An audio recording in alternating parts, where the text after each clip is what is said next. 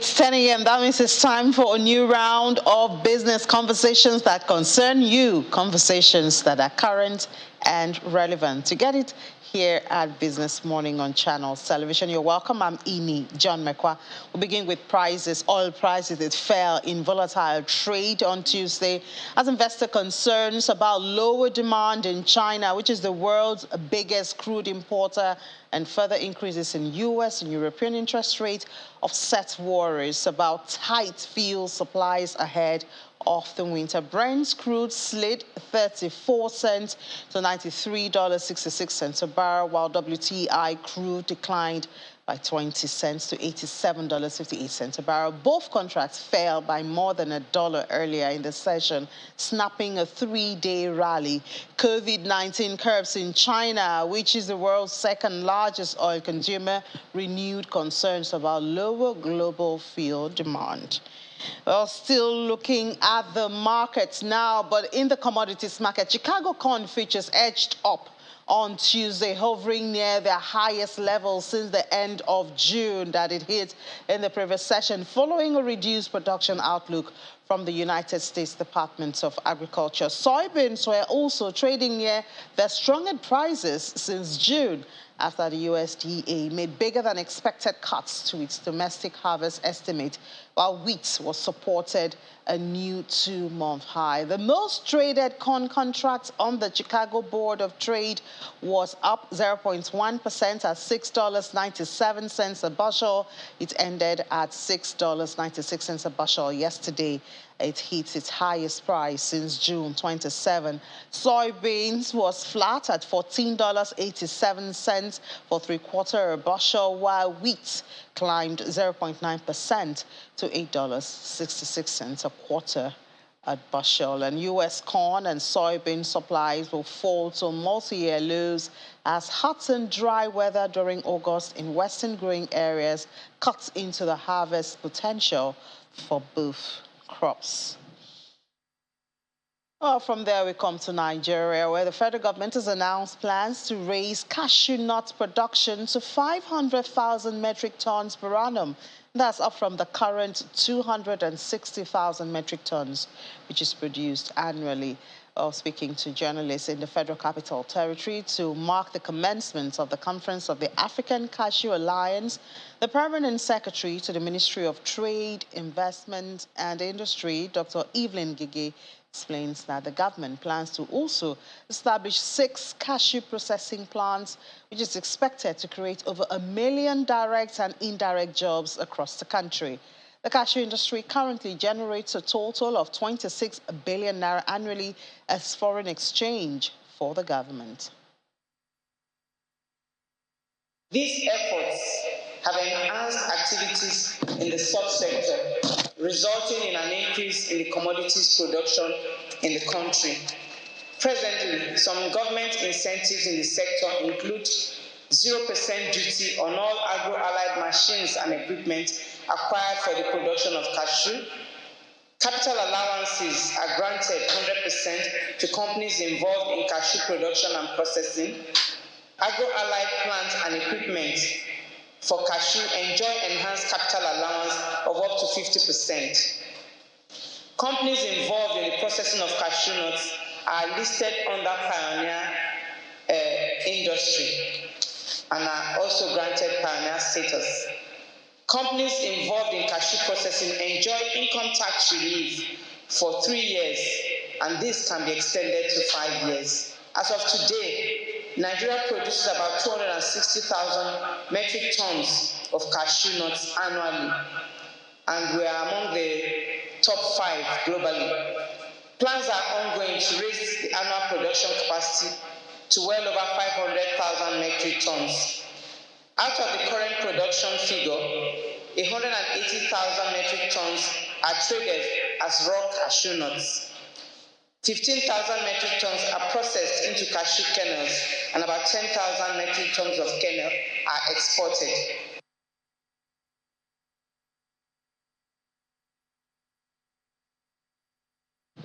That's it. That launches commodities conversation for this morning. And joining me for that is Bolanle Agbaje. Bolanle, good morning. Thank you so much for joining us. Hi, good morning. Thanks for So having that me. was the federal government expressing plans, to increase the production of cashew nuts in the country. Which we do produce. Which we do produce, yes. And they're saying that they want to up it to 500,000 metric tons per annum. Currently, it's at 260,000 metric tons. I mean, it's something we should applaud, but I mean, it will remain mere words except we see the action plans. Exactly. That's will bring this to come to pass. Yes, because obviously right now the talk everywhere is trying to, find what we can actually export to more or less help the whole economy and particularly our exchange rates. So I'm sure that, those are plans. They're currently producing very close to what we produce for cocoa at the moment. And it would be nice to see that double if it does, because definitely to support our reserve balance at the moment.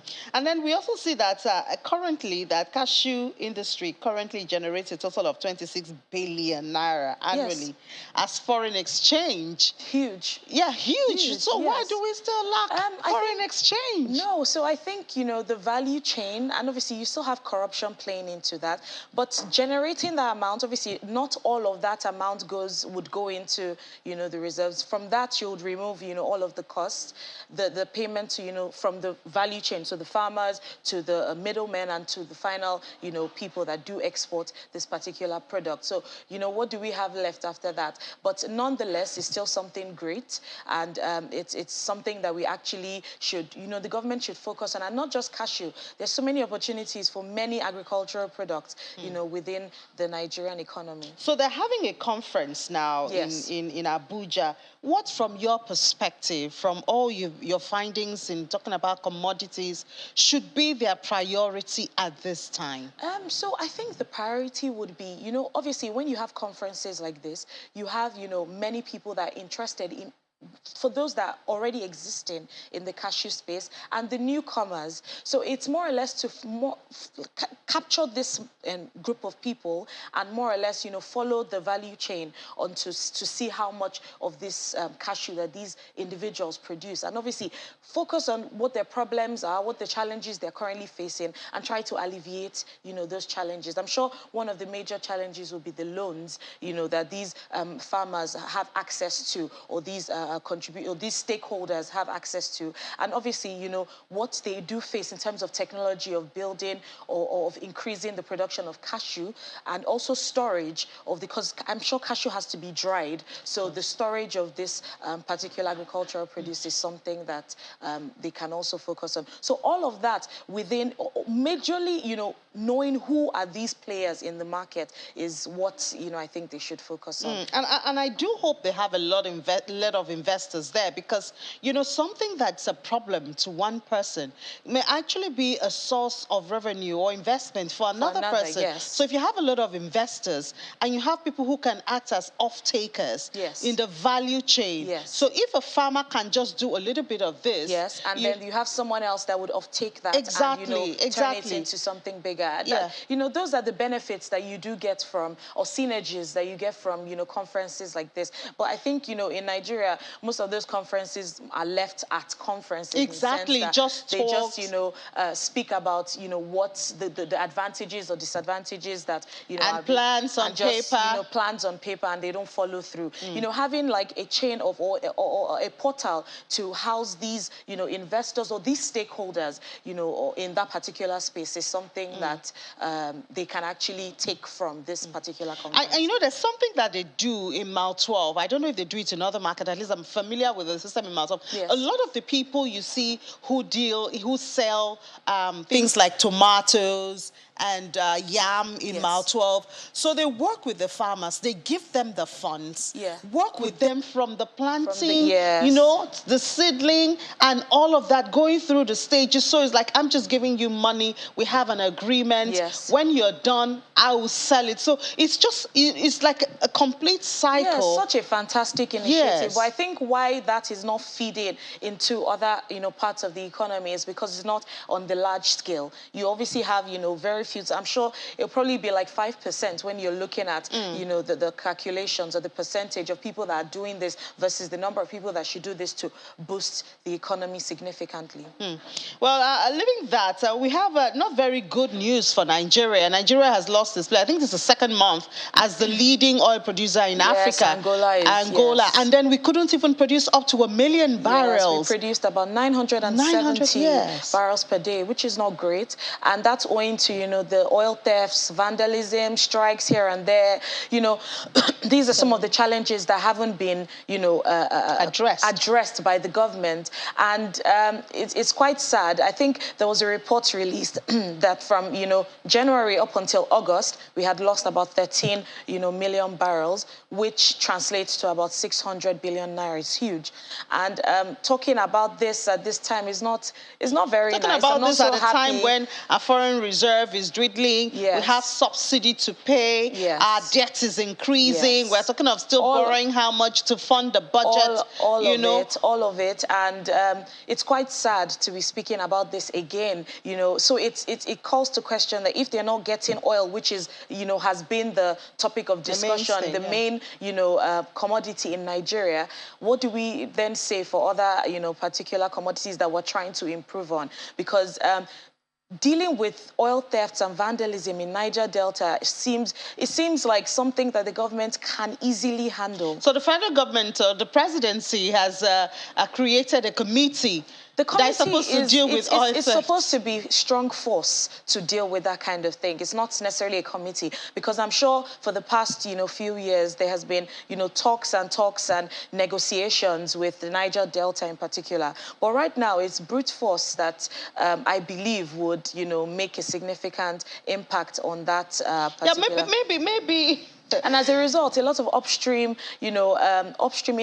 companies have already, pulled out or reduced their stake, and it's not really great for the country. This year alone, we had already seen significant boosts in oil prices, and unfortunately, we didn't. It's not reflecting in our revenue. Yeah, we didn't reach the optimal benefits of, that particular price. I think average of about between 90 to 100 dollars per barrel, and we definitely didn't benefit. So I'm thinking, last year I was on Business Morning, and I don't remember discussing the issue of oil theft as much as I've discussed it this year. Yes. So I think it means that the issue is becoming a bigger problem. Yes. It's becoming a bigger problem because security in general is becoming a bigger problem. There's poverty that has increased significantly this particular year, owing from COVID, from the Russian invasion. That has already fed significantly on Nigeria, because at the end of the day, we're a global economy. So we already knew that, security would be an issue. Oil theft is one of that, and it would just get worse. You don't think it's because that space has been left unattended to?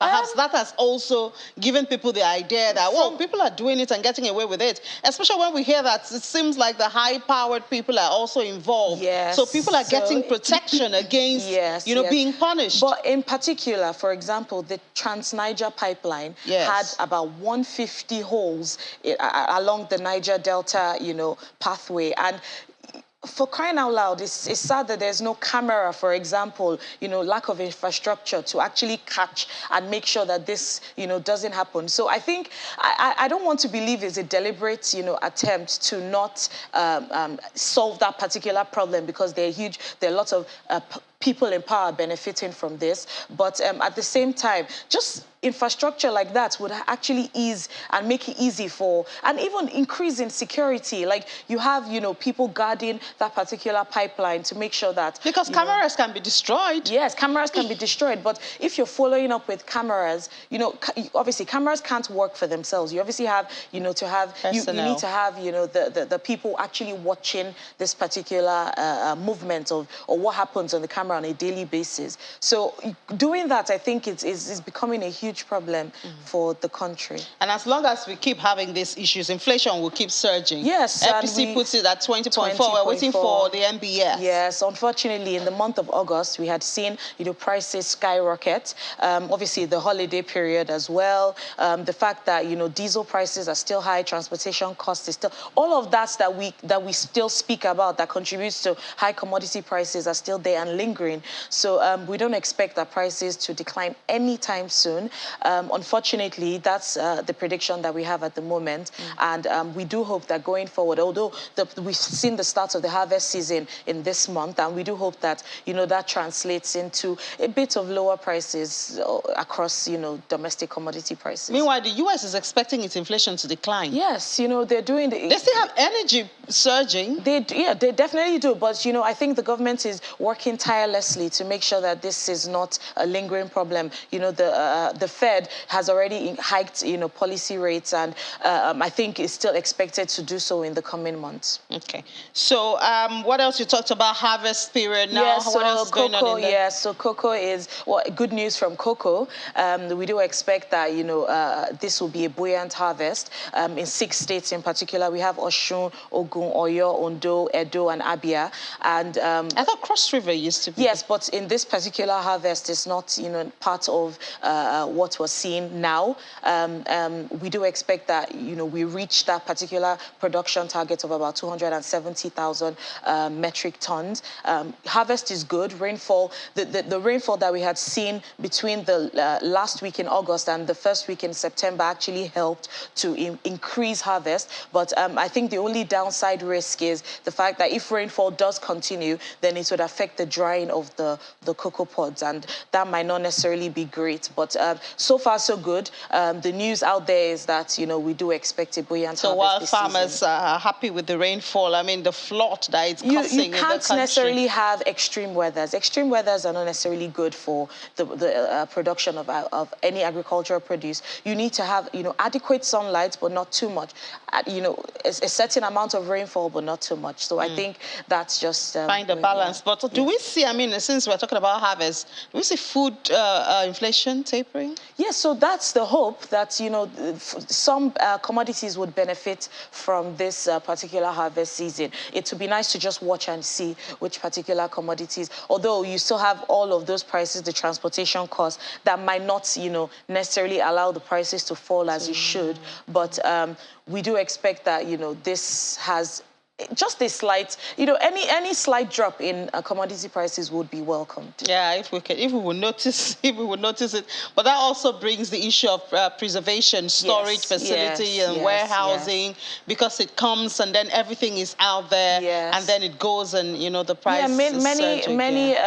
Many agricultural producers obviously just look for ways to remove from the farm and sell immediately. They're not, they're not trying to spend so much money on storage. You have those that, store to a large extent, but ultimately, when you're talking about the local farmers and, the markets like Mile 12, for example, it's straight from the farm and they sell immediately. So that's another area for investment. An investor can cash in on that. Yes, of course. There's so many areas, but when it comes to investment, how secure is my investment? What if I set up something and then some arm of the government comes to, make it frustrating for me to sustain that particular business? And I think that's what many investors are facing. That's why a lot of people are uncertain and just very uncertain. Nigeria, especially now that we are at the edge of a change in administration. Yes, we are.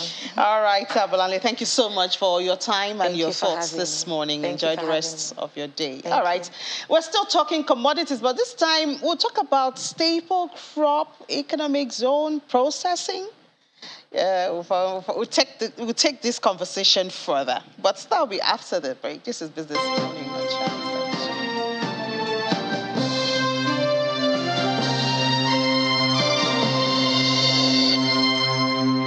You're welcome back. The Federal Ministry of Agriculture and Rural Development has been working with the United Nations Industrial Development Organization, that's UNIDO, to develop master plans for establishing staple crop processing zones in 6 geopolitical regions of the country. This is expected to address all supply-side constraints and improve Nigeria's competitiveness in selected agro-value chains. The staple crop processing zones are a flagship program of Nigeria's agricultural transformation agenda, which has the objective of creating wealth and employment in the agribusiness sector. We have someone who is playing in that area. He's the Chief Executive Officer of Avalanche, Chuka Modi, in the studio with us. Good morning, Mr. Modi. Thank you so much for your time this morning. Good morning. Thank you for having me. So sometimes it feels like the government is doing some things that are supposed to be working with the private sector. Yes. We don't know how much involvement we have the private sector involved. Do you know about this program? And if yes, how involved are you in it? Yes, we certainly know about the program. The program is one of the flagship programs of the AFDB, the African Development Bank, and they're working in conjunction with the federal government of Nigeria. So yes, we're very well aware of it, but we're not at the present time involved in the AFDB program. LLX PLC is pursuing its own initiative on the staple crop processing zone framework.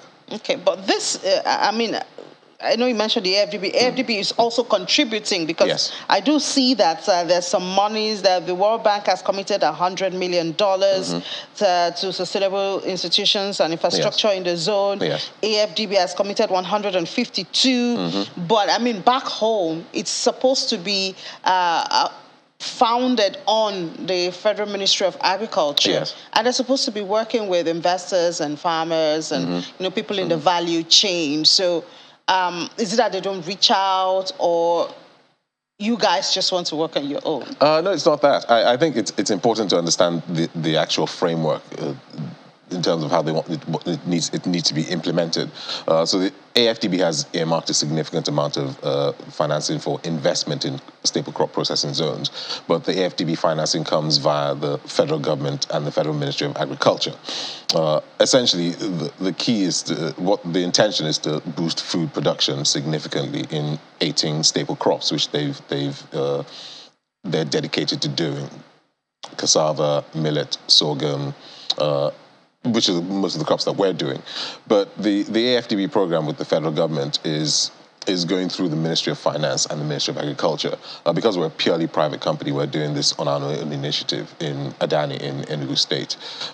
So the particular initiatives with the AFDB and the federal government are PPP driven. So it's meant to be finding a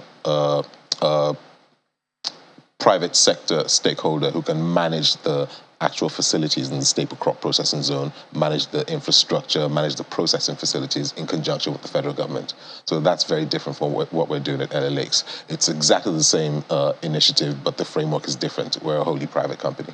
Oh, okay. Yeah, I know you're a private company, and that's why I was hoping that... Well, I should say public company since we're publicly listed, but we're in the private sector. In the private sector, yes. In the private sector, yes. I mean, that's what you mean, and that's what you're... But, one would have thought that, since you're a private company in that area, then, we would see a coordination, between both, because obviously the government's, as you said, it's a PPP project. Yeah. So it's even meant if to be a PPP it's project. meant to be a PPP project. So even if the AFDB and the World Bank are giving funds into it, it's going to be managed by mostly, the private sector, and that's how it be. And because it's the private sector that is mostly involved in the chain, in the value chain, in the different crops, staple crops that we're talking about. So would you say this is, or is it just you that is not interested in this? I would not say we're not interested. From a policy perspective, whatever the DFIs are doing, whatever the federal government is doing, we're interested and keen into what they're doing. I think it has to be a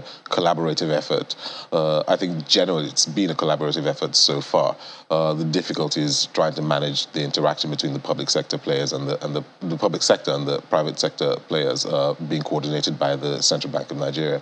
But I think given that it takes a while for government policy to come into fruition and then be implemented in a practical sense, we're plowing our own furrow, to use a farming metaphor. And I think it's not mutually exclusive going the route we're going down and also collaborating with the government at a later time when they're ready for it.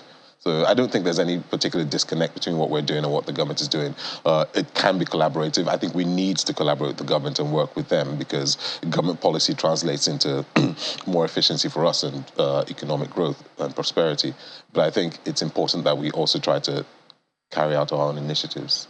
Yeah, well, of course, it's important. We can't all wait for the government. Yes. But I think what I hear you say is the government needs to reach out more to the private sector because having the great ideas and having the funding, especially from the international institutions, may not be enough. But actually bringing those things, and making the people feel the impact, you need a lot of collaboration from the private sector. Very true, very true. When you say making the people feel the impact, I think that's where you need that intermediation between private sector companies like ourselves and the government, and then the smallholder farmers. Because what we're doing in Adani, for instance, is we have a lot of outgrowers and a lot of ingrowers who are actually growing on our land, and then we're off-taking from them. So there's the public sector initiative at one end, which leads to low interest funding, which leads to developmental style finance. But of course, they need us as the intermediation to work with the lower end subsistence farmers on the retail side. So that's exactly what we're doing. So I think it's important that we work together on this. What about the terms of entry? Because I remember when I had a conversation on economic zones. Yes. Example, the one in Lekki and spread all over. Zones, yeah. Free trade zones. Yeah. Some of the terms that I learned from that was it's not that easy. Yes. Sometimes it's more profitable for you to just stay on your own and provide your infrastructure and whatever you can provide, because getting into the zone, the terms of entry are very demanding.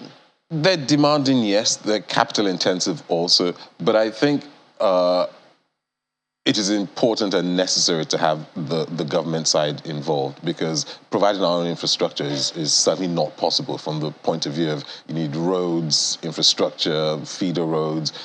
That's the work of government. And I think it's going to be possible for private sector companies to actually start to develop their own external infrastructure. In terms of internal infrastructure, certainly we have irrigation in our farms, roads in the farms, processing facilities, so we have a rice mill. And so I think the value addition to the crops in terms of processing internally and processing infrastructure is for the private sector players. But in terms of the major infrastructure to enable the scaling up, that's work of the government. Yeah, well, of course, it's the work of the government to make the environment conducive for investors, to get in and put some money. But there's also the area of preservation. In my last conversation, we touched on that. And so this is harvest season. You have a lot of crops that come out and they're available and all of that. But in a couple of months, you don't see them anymore. So you talk of warehousing and preservation and all. I know you're involved in the processing, but I want to believe it's also an area that is close to what you're doing.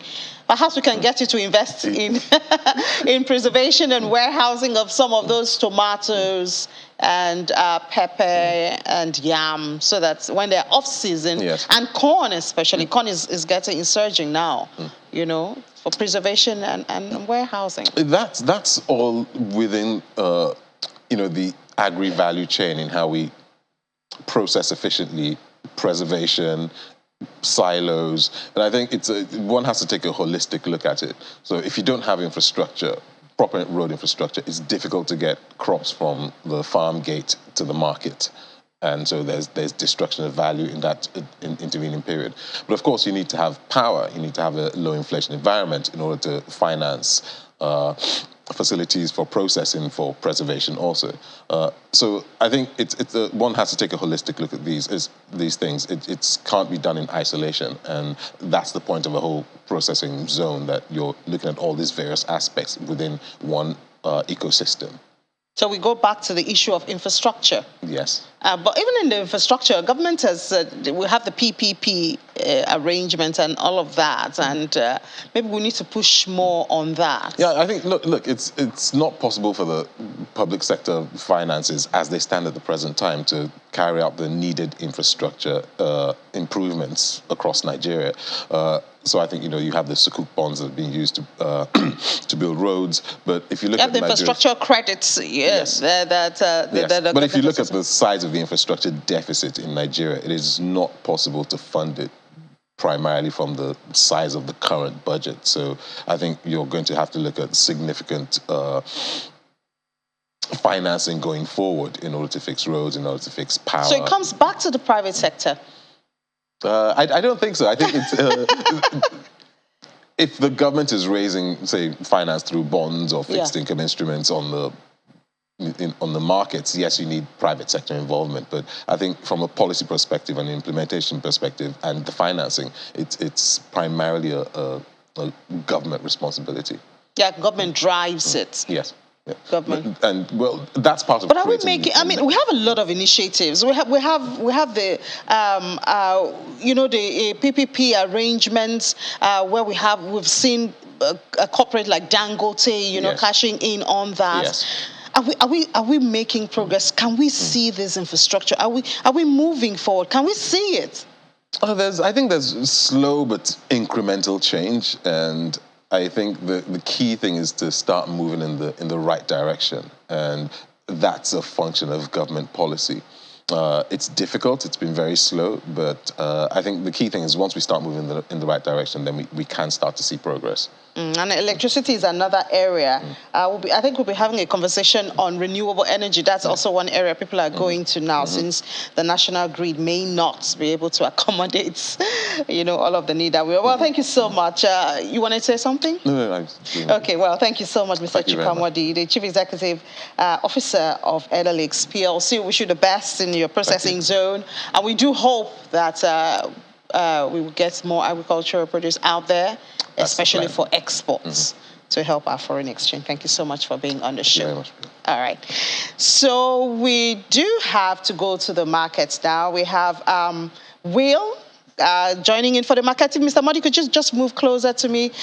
Will has the floor now. It's time for the markets. Will, yesterday I did tell you were going. You should pray. You didn't pray. I didn't pray hard enough. You didn't pray hard enough because the market just kicked off on this, muted sentiment and went negative. And my favorite counter just had to just go down. Your banking counter? Yeah, my banking. I know you love the banking counter, but the banking has to.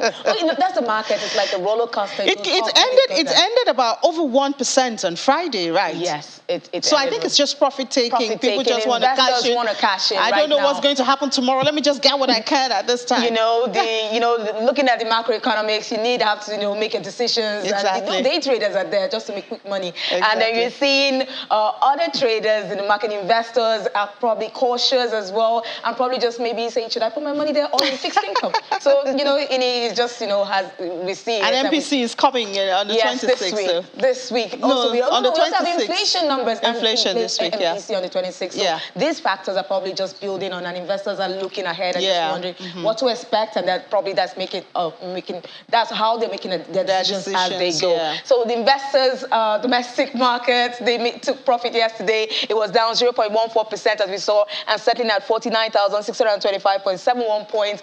Bearish sentiments continue in the market. FBN Holdings, that was down about 3.3%. Lafarge was one of the stocks that brought down the market yesterday. Now, month-to-date returns is on the negative, is 0.4% down. Year-to-date, however, is still at 16.2%, and that's a good thing for the market. Now, going over to the volume, we saw that volume was really low yesterday, declined about 72.9%. to 86.59 million units. That's really low. And we saw value at 1.17 billion naira. The deals was the only thing up 3,377 in yesterday's trading session. Now, over to the sectors, we saw that the banking was down. As Nini was saying, she loved the banking, but it was down 0.45%. The only sector up was the consumer goods index, was up 0.02%. All of the indexes were in the red, except for oil and gas, which remain unchanged from Friday's closing figures. Now, however, we still saw a positive market breadth yesterday, despite the negative sentiments, the negative close that we had in the market. But let's bring in Rotimi Fakayejo, capital market analyst, to give us more insights on what's really going down in the market. Good morning, Rotimi. Good morning, Will. Ultimately, we're just talking about the market. It seems like we don't even know which direction is going on. But you were on capital market on Saturday and you predicted the market was going to continue its bearish trajectory. The market did close. We saw yesterday the first trading day of the week, Monday, in with negative sentiment. But do you think it's just transitory? Do you think it's just something that's just passing by and then today we're going to rebound? Yes, it's most likely because looking at how we've been having it over time, is one day up, one day down. So with the market having closed negative yesterday and with just 0.14%, it shows us that there is really nothing serious or outrageous that is bringing down the market, irrespective of the expectation of the inflation figures. So today we might just see it the other way, that is northward. And maybe before the end of the week, we may still be able to at least close the week positively. But be that as it may, we, like you actually mentioned earlier, we've seen volume and value actually going down. And not too good for the market at this time because the level of participation is very low. Liquidity is very, very tight within the economy. And at the same time, also, people are very cautious about taking new positions. But the better thing is that investors are not really desperate to sell off their shares. And that is a good one for the market, in that there is still hope and that the market still remains solid with respect to fundamentals of certain quoted securities that have been the major players in the market. Can you just maybe break down this, make it more maybe clear, put more clarity to this? Now, volume, we mentioned volume was really low yesterday, but buy interest, sentiment showed that buy interest was like 0% yesterday. And we also saw money flow index was up about 63 points. What does that say? Well, I think the way to look at it, money.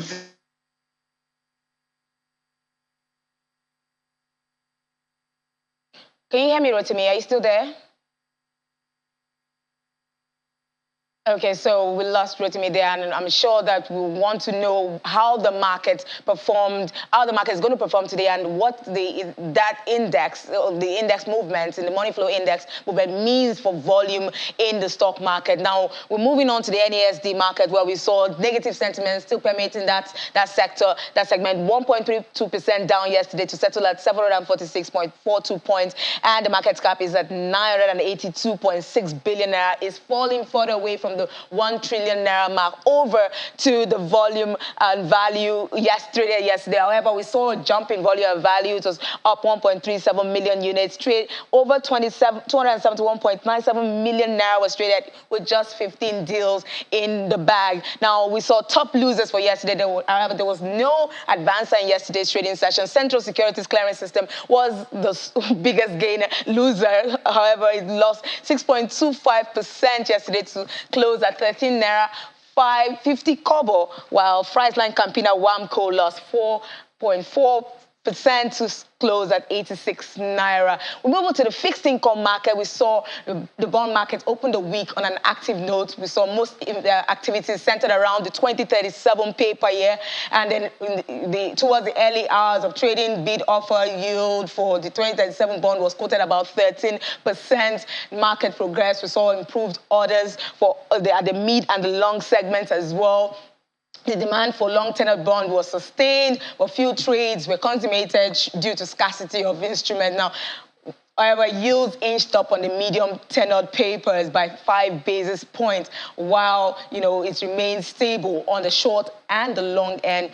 Investors or market analysts still expect bearish sentiments to persist in the bond market. We're seeing this persisting, yields keep going up in the bond space. Investors are probably still thinking maybe these numbers are doing us good, and then keying into that and trying to cash in as much as possible. Yeah, well, everybody wants their money to grow, so you put your money where you think it will grow. Definitely. Well, thank you so much, Will. See you at 1:30. Thank you, Ini. All right. So I will take a break. When we come back from that break, we have Juliana Olayinka waiting for us in London, our London studio. Stay with us.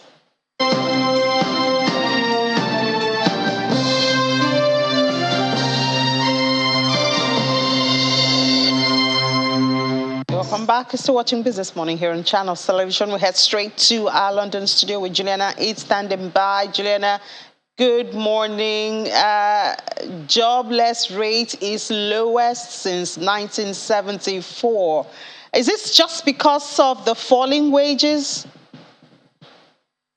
Good morning, Innie. So we have had some official data about the labour market from the Office for National Statistics today, showing that Britain's unemployment rate has fallen to a 47-year low of 3.6%. So what that means is that there are more people in work now than there have been since 1974. However, of course, if you look a little bit closer within that data and the kind of work contracts that people have, it doesn't necessarily paint a bright picture. But I think it is important to point out that that 3.6% is historically low and also pretty unprecedented if you kind of look at the global picture of the labour market.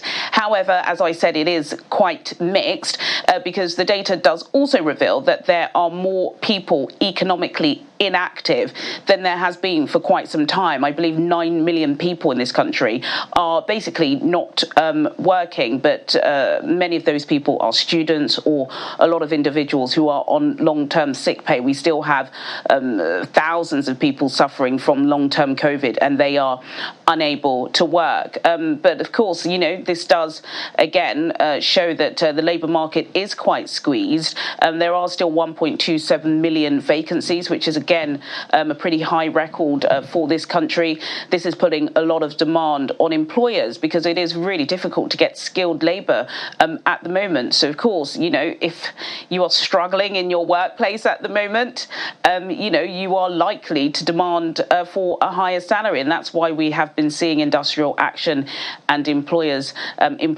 speaking out for more workers' rights, and I think that is going to continue over the next few months in this country. Yeah, and the more the demand for that, the more cash comes into the system, the higher the inflation, and we just go around that style, cycle, Juliana. But from calling off strikes or suspending strikes, I think is more to arranging for more trains for mourners. I guess the train industry is also looking for its way to mourn the monarch.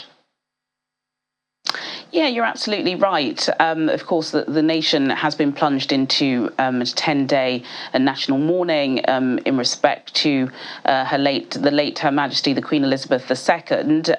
Mourners in Edinburgh are currently visiting the Queen's coffin, paying their last respects at St Giles Cathedral. That's been going on since 5 p.m. yesterday. At 5 p.m. today, her body will fly from Edinburgh to Northolt. It will then arrive in Buckingham Palace tonight. Now, tomorrow, for 5 days from 5 p.m. until 6 a.m. on Monday morning, September the 19th, the day of the Queen's funeral, over 1 million people are expected to come to the capital to pay their last respects. When the Queen's mother died, the first Queen Elizabeth that we had, over 200,000 people showed out to pay her respects. Of course, for the Queen, we are expecting so much more, which is why transport bosses have made the decision to run extra services in those 5 days. They are warning passengers, however, to expect severe delays and overstretched carriages. The Elizabeth line, which was named obviously in tribute to the late monarch, that typically wouldn't run on a Sunday. That will be running. Of course, we know Bank Holiday Monday is the day that the Queen will be buried, and typically on bank holidays you don't see a regular service. There will be a regular service. You can see the Queen line in state 24 hours a day, so they will be running as well some night services. They have asked drivers to avoid the area, and to see the Queen, people may have to queue for 12 hours. That is how much demand they're expecting. There'll be a lot of security. Yeah, the demand is very high, Julian. I was reading a bit about it, you know, the long queues and just to drop the flowers and pay respects. But she deserves it. 70 years on the throne. She does. It's no joke. Thank you so much. We'll talk to you at 1:30. Thanks, Annie. All right, so let's go to the crypto market now, where it seems things may be looking up, I believe, and I do hope it stays that way. And why do I say that? Because I see that the Fair Greed Index has gone from the 20s to the 30s. In fact, it's gone to 34 this morning. There you have it. Looks like good news for crypto investors. And it's also gone from extreme fair to just fair. Is this the way forward? Is this the way it's going to be? I don't want to keep my hopes high because, you know, the market these days, there's so many factors just drawing at it. But I think one major factor that has done this is we saw that the dollar tapered. You know, it's been surging for a while. We saw that it tapered yesterday, and that might be what has driven the market this low. And then, of course, we have the market cap up more than 1%. And Bitcoin is still staying around 22,000. But we have Amari Shishe now joining us for a short conversation. As I've been told, we're almost out of time. Hi, Amari. Good morning. Hi, good morning.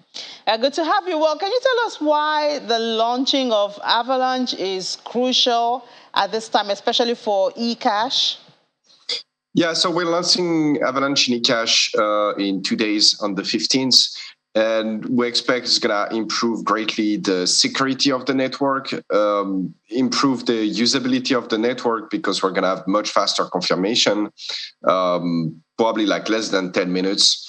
And, you know, increase scalability, more transaction and better efficiency and all kind of good stuff. This is really a game changer for eCash.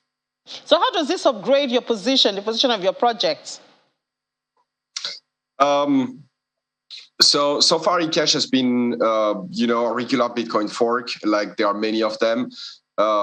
With Avalanche, it's now in its own category in many ways, right? Because, so if we compare, for instance, to Bitcoin, well, Bitcoin has security through proof of work. With Avalanche, we have a combination of proof of work and Avalanche for the security, which brings us to a security that we estimate is going to be much better than Bitcoin's, even though like today Bitcoin's is one of the best on that front. Yeah, so, you know, it's really good for us. It's really good for the use case we're going for. All right, so we'll certainly be looking forward to that launch in 2 days' time. And I'm sure we'll talk about it afterwards and see the impact it's having, Mari. Yep. All right, enjoy the rest of your day. You too. Thank you for having me. You're welcome. Well, that's it on the program today. Thank you so much for being a part of this 55-minute or so conversation that I know affects you. We can do it again tomorrow if you join me at 10 a.m. here on Business Morning on Channels Television. However, Will Ibong will be here at 1:30 for Business Incorporated, where you get updates from the world of business. Thank you so much for your time. Let's do it tomorrow. I'm Imi John McQuack.